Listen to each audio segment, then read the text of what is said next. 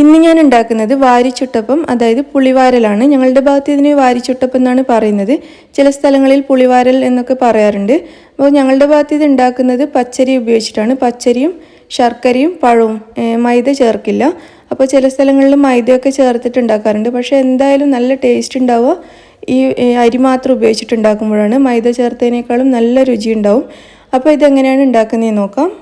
നിങ്ങൾ കണ്ണൂർ കിച്ചൺ ഇനിയും സബ്സ്ക്രൈബ് ചെയ്തിട്ടില്ലെങ്കിൽ ഈ ചുവന്ന ബട്ടൺ ഒന്ന് പ്രസ് ചെയ്തിട്ട് സബ്സ്ക്രൈബ് ചെയ്യൂ. എന്നിട്ട് അതിൻ്റെ അടുത്ത് കാണുന്ന ഈ ബെൽ ബട്ടൺ കൂടി ഒന്ന് പ്രസ് ചെയ്യൂ. അപ്പോൾ ഞാനിടുന്ന വീഡിയോസൊക്കെ നിങ്ങൾക്ക് പെട്ടെന്ന് കിട്ടുന്നതായിരിക്കും. ഞാനിവിടെ 1 കപ്പ് പച്ചരി കഴുകി വെച്ചിട്ടുണ്ട്. ഇത് ഞാൻ 3 മണിക്കൂർ സോക്ക് ചെയ്തതിന് ശേഷം നന്നായിട്ട് കഴുകി വെള്ളമൊക്കെ കളഞ്ഞെടുത്ത് വെച്ച പച്ചരിയാണ്. അപ്പോൾ ഇത് 240 ml കപ്പിൽ 1 കപ്പാണ് എടുത്തിരുന്നത്. ഇനി ഇതിലേക്ക് 1/2 കപ്പ് ചോറ് ചേർക്കാം. 1 കപ്പ് പച്ചരിക്ക് 1/2 കപ്പ് ചോറാണ് ചേർക്കേണ്ടത്. ഈ ചോറും പച്ചരിയും കൂടി നമുക്ക് മിക്സിയുടെ ഒരു ജാറിലേക്ക് ഇട്ട് കൊടുക്കാം.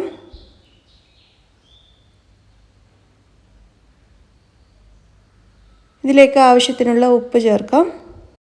ഇനി ഇതിലേക്ക് ഒരു വലിയ ശർക്കരയാണ് ചേർക്കുന്നത്. ഒരെണ്ണം ചേർത്താൽ മതി വലുതാണെങ്കിൽ. ചെറിയ വെല്ലാണെങ്കിൽ ഒരു 3-4 ചേർക്കേണ്ടി വരും. അപ്പോൾ ഈ വലിയ ശർക്കര പൊടിച്ചു കഴിഞ്ഞാൽ ഒരു 6 ടേബിൾ സ്പൂൺ ശർക്കര ഉണ്ടാവും. അപ്പോൾ ഞാനിതിവിടെ പൊടിച്ചെടുത്തിട്ടുണ്ട്. ഇതൊരു 6 ടേബിൾ സ്പൂൺ ഉണ്ടാവും പൊടിച്ചതിന് ശേഷം. ഇത് നമുക്ക് ഈ മിക്സിയുടെ ജാറിലേക്ക് ഇട്ട് കൊടുക്കാം. ഇനി ഇതിലേക്ക് ഒരു 3 അല്ലെങ്കിൽ 4 ടേബിൾ സ്പൂൺ വെള്ളം ചേർക്കാം. വെള്ളം അധികം ആവരുത്. അധികമായിട്ട് മാവ് ലൂസായി കഴിഞ്ഞാൽ നമുക്ക് ഒരുപാട് അരിപ്പൊടി ഇതിലേക്ക് ചേർക്കേണ്ടി വരും. അപ്പോൾ ടേസ്റ്റ് കുറയും. അപ്പോൾ വളരെ കുറച്ച് വെള്ളം ചേർത്തിട്ട് ഞാനിതിവിടെ അരച്ചെടുത്തിട്ടുണ്ട്. ഇതൊരു ബൗളിലേക്ക് ഒഴിക്കാം. ഇതിപ്പോൾ ഒരു ഇഡ്ഡലി മാവിൻ്റെയൊക്കെ ഒരു പാകത്തിലാണ് ഇരിക്കുന്നത്. അപ്പോൾ ഇനി ഇതിലേക്ക് 3 മൈസൂർ പഴമാണ് ഞാൻ ചേർക്കുന്നത്. മൈസൂർ പഴം അല്ലെങ്കിൽ റോബസ്റ്റ പഴം ചേർത്താലും കുഴപ്പമില്ല. അല്ലെങ്കിൽ പൂവമ്പഴമാണ് കയ്യിലുള്ളതെങ്കിൽ അതും ചേർക്കാം. പക്ഷേ ഏറ്റവും ടേസ്റ്റ് ഉണ്ടാവും മൈസൂർ പഴം ചേർത്താലാണ്. അതുകൊണ്ട് മൈസൂർ പഴം കിട്ടുകയാണെങ്കിൽ അത് തന്നെ ചേർക്കുക. അപ്പോൾ 3 മൈസൂർ പഴമാണ് ഞാൻ ഇതിലേക്ക് ചേർക്കുന്നത്. ഇനി 3 പഴവും കൂടി നന്നായിട്ട് മാഷ് ചെയ്തിട്ട് ഈ മാവിലേക്ക് മിക്സ് ചെയ്യാം. കൈവച്ചിട്ട് ചെയ്യാനായിരിക്കും നല്ല എളുപ്പം. അതല്ലെങ്കിൽ സ്പൂണോ ഫോർക്കോ മറ്റോ വെച്ചിട്ടും ചെയ്യാം. ഈ പഴം മിക്സിയിലിട്ട് അരക്കുന്നതിനേക്കാളും നല്ലത് നമ്മളിങ്ങനെ കൈവച്ചിട്ട് മാഷ് ചെയ്തെടുക്കുന്നതാണ്. അതാകുമ്പോൾ പഴത്തിൻ്റെ ഒരു ചെറിയ കടി ഉണ്ടാവും നമ്മൾ കഴിക്കുമ്പോൾ. അങ്ങനെ കഴിക്കാൻ നല്ല ടേസ്റ്റാണ്. അപ്പോൾ ഈ 3 പഴവും നന്നായിട്ട് മാഷ് ചെയ്തെടുത്തിട്ടുണ്ട്. അപ്പോൾ ഈ മാവിപ്പോൾ കുറച്ച് ലൂസായിട്ടാണ് ഇരിക്കുന്നത്. അതായത് നമുക്ക് എണ്ണയിലേക്ക് കയ്യിലെടുത്തിട്ട് വാരി ഇടാൻ പറ്റണം. അത്രയും കുറച്ച് കട്ടിയിലായിരിക്കണം ഇത് ഇരിക്കേണ്ടത്. അപ്പോൾ ലൂസായി കഴിഞ്ഞാൽ നമുക്ക് കയ്യിലെടുത്ത് വാരിയിടാൻ ബുദ്ധിമുട്ടായിരിക്കും. അപ്പോൾ ഞാനിതിൽ ഒരു 2 ടേബിൾ സ്പൂൺ പത്തലിൻ്റെ അരി ചേർക്കുകയാണ്. കണ്ണൂർ സ്റ്റൈലിലുള്ള പത്തലിൻ്റെ അരിയാണ് ചേർക്കുന്നത്. അപ്പോൾ അതാകുമ്പോൾ നല്ല സോഫ്റ്റായിട്ട് കിട്ടും നമുക്ക്. പച്ചരിപ്പൊടിയൊക്കെ ആണെങ്കിൽ കുറച്ചുകൂടി ഹാർഡായി പോകും. പത്തലിൻ്റെ പൊടി ഉണ്ടെങ്കിൽ നല്ല സോഫ്റ്റായിട്ട് കിട്ടും. അപ്പോൾ പത്തലിൻ്റെ പൊടിയും കൂടി ചേർത്തിട്ട് നന്നായിട്ട് മിക്സ് ചെയ്തിട്ടുണ്ട്. ഇതിപ്പോൾ നല്ല തിക്കായി മാറിയിട്ടുണ്ട്. നമുക്ക് കയ്യിലെടുത്തിട്ട് നീളത്തിൽ വാരിയിടാൻ വേണ്ടിയിട്ട് ഈസി ആയിട്ട് പറ്റും. ലൂസായി കഴിഞ്ഞാൽ നമുക്കത് പറ്റില്ല. അപ്പോൾ ഇനി ഇത് നമുക്ക് ഫ്രൈ ചെയ്തെടുക്കാം. അതിന് വേണ്ടിയിട്ട് ഞാനൊരു പാത്രം അടുപ്പത്ത് വെച്ചിട്ട് ചൂടാക്കിയിട്ടുണ്ട്. ഇതിലേക്ക് ആവശ്യത്തിനുള്ള എണ്ണയും കൂടി ഒഴിച്ചു കൊടുക്കാം. പിന്നെ നിങ്ങൾക്കിത് നീളത്തിൽ തന്നെ വലിച്ചെടുക്കണം എന്ന് നിർബന്ധമൊന്നുമില്ല കേട്ടോ. പുളിവാരലിൻ്റെ ഒരു ഷേപ്പ് അങ്ങനെയാണ്, നല്ല നീളത്തിലാണ്. അപ്പോൾ അങ്ങനെ പറ്റാത്തവർക്ക് ഇഷ്ടമുള്ള ഷേപ്പിൽ ഉണ്ടാക്കിയെടുക്കാവുന്നതേ ഉള്ളൂ. ഇതിപ്പോൾ ഇങ്ങനെ നീളത്തിൽ വലിച്ചെടുക്കാം. ഇതുപോലെ കയ്യിൽ വാരിയെടുത്തിട്ട് നീളത്തിലിങ്ങനെ വലിച്ചെടുക്കുക. അതുകൊണ്ടാണ് നമ്മളിതിന് വാരിച്ചുട്ടപ്പം എന്ന് പറയുന്നത്. പിന്നെ ചില സ്ഥലങ്ങളിൽ പുളിവാരൽ എന്ന് പറയുന്നത് ഇതിന് നമ്മൾ ഉണ്ടാക്കി കഴിഞ്ഞാൽ ഒരു പുളിയുടെ ഷേപ്പാണ്. അതുകൊണ്ടാണ് പുളിവാരൽ എന്ന് പറയുന്നത്. അപ്പോൾ ഇതുപോലെ ഇളക്കി നമുക്കിത് ഫ്രൈ ചെയ്തെടുക്കാം. കുറച്ച് ഫ്ലെയിം കൂട്ടി വെച്ചിട്ട് തന്നെ ചെയ്യണം. ഫ്ലെയിം കുറച്ച് വെച്ച് കഴിഞ്ഞാൽ അപ്പം നന്നാവില്ല. മീഡിയം ടു ഹൈ ഫ്ലെയിമിൽ ഉണ്ടാക്കുന്നതായിരിക്കും നല്ലത്. അങ്ങനെയാകുമ്പോൾ അപ്പം നന്നായിട്ട് പൊങ്ങി കിട്ടും. നമ്മളിതിൽ മൈസൂർ പഴം ചേർത്തതുകൊണ്ട് ബേക്കിംഗ് പൗഡറൊന്നും ഇല്ലാതെ തന്നെ അപ്പം നന്നായിട്ട് പൊങ്ങി വരും.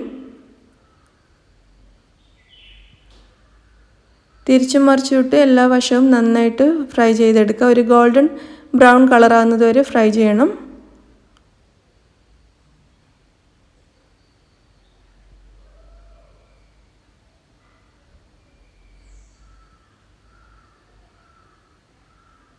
ഇടയ്ക്കിടെ ഇതുപോലെ ഇളക്കി കൊടുത്തോണ്ടേ ഇരിക്കുക. അങ്ങനെ ആകുമ്പോൾ എല്ലാ ഭാഗവും ഒരുപോലെ ഫ്രൈ ആയി കിട്ടും. അങ്ങനെ നമ്മുടെ വാരിച്ചുട്ടപ്പം കുറച്ച് ഇവിടെ റെഡി ആയിട്ടുണ്ട്. ഇത് നമുക്കിനി എണ്ണയിൽ നിന്ന് മാറ്റാം. എന്നിട്ട് ഒരു പ്ലേറ്റിലേക്ക് ഇട്ട് കൊടുക്കാം. ഇതുപോലെ ബാക്കി മുഴുവൻ വാരിച്ചുട്ടപ്പവും നമുക്ക് ഉണ്ടാക്കിയെടുക്കാം.